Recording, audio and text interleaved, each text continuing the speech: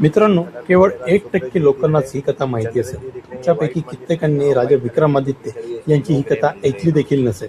मी देखील ऐकली नव्हती. या काकांनी आम्हाला राजा विक्रमादित्य यांची अशी कथा सांगितली ज्यामध्ये त्यांना न्यायप्रिय राजा म्हणून का ओळखले जाते हे समजते. यहाँ के एक राजा थे, उन्हें 7.5 लगी थी, 2 ही हाथ 2 ही पाँव खड़ गए थे, चौरंगे हो गए थे। फिर जब लास्ट में जब 7.5 उतरने वाली रहती है तो शनि जी उन्हें सपने में दर्शन देते हैं कि राजन देखा, आपके गलत न्याय का नतीजा हम 9 गिरे आपके पास में न्याय लेने आए थे।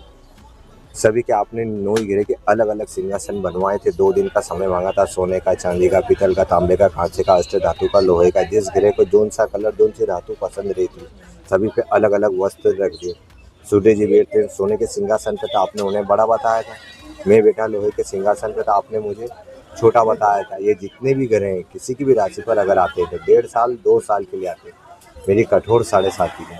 रवि ढैया बची है तो उनके चरण छू के क्षमा मांगते कि प्रभु आपका छोटा तुच्छे बालक हूँ, अगर कुछ गलती हो गई हो तो छोटा तुच्छे बालक समझ के क्षमा कीजिए।